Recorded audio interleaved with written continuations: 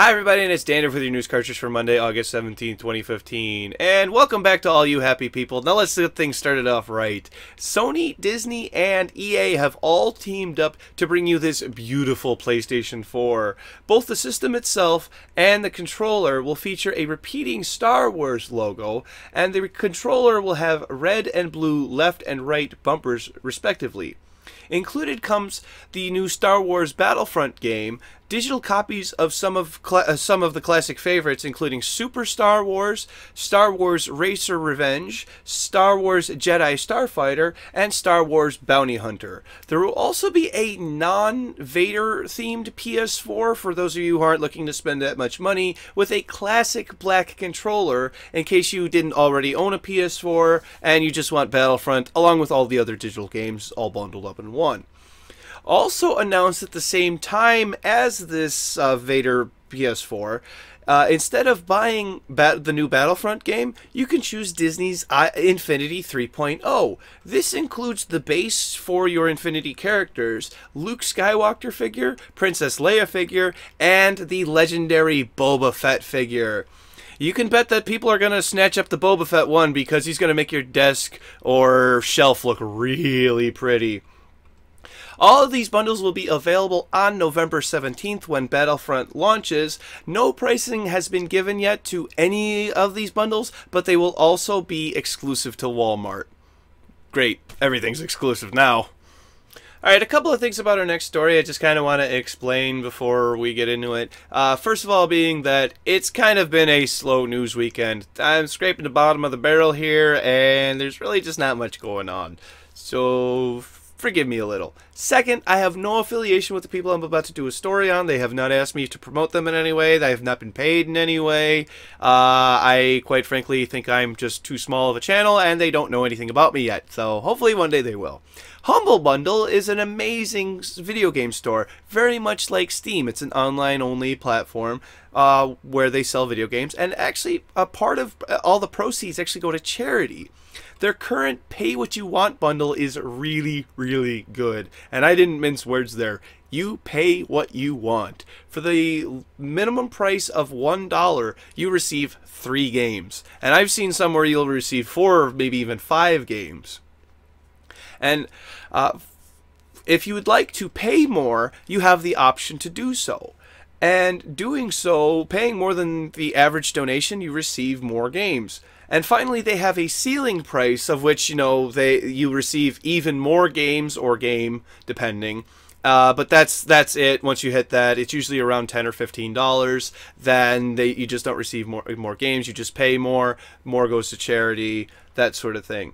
This week, for $1, just $1, you get Pac-Man Championship Edition, Platform Mines, and Dead Core. All 3, basically 33 cents a piece. If you pay more than the average of currently $6.74, you get Ridge Racer Unbounded Bundle, Enslaved Odyssey to the West, Ace Combat, Assault Horizon, Star Trek, and Beware the Planet Earth. And finally, if you pay their ceiling price of $10, you get Dark Souls, Prepare to Die Edition. Dark Souls. That is a $20 game by itself, and you more or less get 8 free games along with it. And you're helping charity. Where's the bad in any of this? There isn't one. Go down to the description and go pick something up, because right now, that's just their pay what you want Humble Bundle. There's also their weekly bundle, which is basically the same thing. Right now, if you go to Humble Bundle, you can pay $2 and get 6 games. If you pay $20, you'll get 16 games. Head on down there to the description. Please donate to charity, get some games to play, and have a great time. Our next topic's a little bit of a quagmire. The studio behind the game Mighty No. 9, which is the spiritual successor to Mega Man, is trying to do some other projects known as Red Ash, including a Red Ash video game and an anime, Red Ash being based off of the characters from Mega Man Legends. The Kickstarter for Mighty No. 9 was very, very successful, went off completely without a hitch. They were asking for $900,000 and received $4 million. Pretty good, right? Yeah, okay. So their second and third Kickstarters, being the both Red Ash projects, the video game and the anime, were started a couple of years, just a year and a half after the Mighty Number 9 one. Mighty Number 9 has not come out yet. We've barely seen anything for it, and it's not due out until next year sometime. These new Kickstarters did not do so well. The Red Ash video game was asking for $800,000 and received just under $520,000. They said that they still will be making a video game about it. But however, the anime had reached one of its goals of $150,000, receiving somewhere around $162,000. The $150,000 goal was supposed to produce a 15-minute anime. Now they have gone back to Kickstarter asking for just under $130,000 to produce a 30-minute anime. I'm not really sure what's going on here. Something feels very wrong about this. I think that people wouldn't have a problem funding these other projects if they had something to already show for it, if they had something to stand on. But they keep asking for money, basically on the the momentum that Mega Man itself had, and that's been a long time since a Mega Man game. With a $4 million out of a $900,000 goal, maybe they should make that $4 million game. Let us buy it, play it, and then they've got something else to keep making more games with. I thought that's how it worked. I thought that's how basic economics work. Great, that's what I'm doing here. Leave your comment below on what you think of this, because this just doesn't seem right. I really feel like they should be producing something more if they're going to be asking for more money. How many Kickstarters can they do before they just can't do any more and they finally reach their goal? Does this last for forever? This doesn't seem like this has been done before. Too many questions, not enough answers. Please leave your comment below.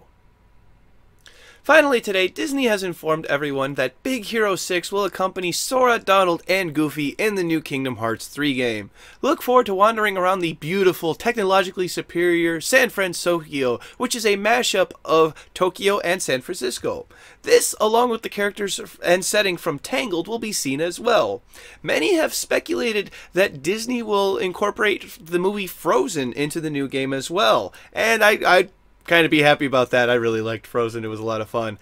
What do you think? Do you think Disney will add Frozen to their lineup, or do you think that they will add another movie, or both? Leave your comment below.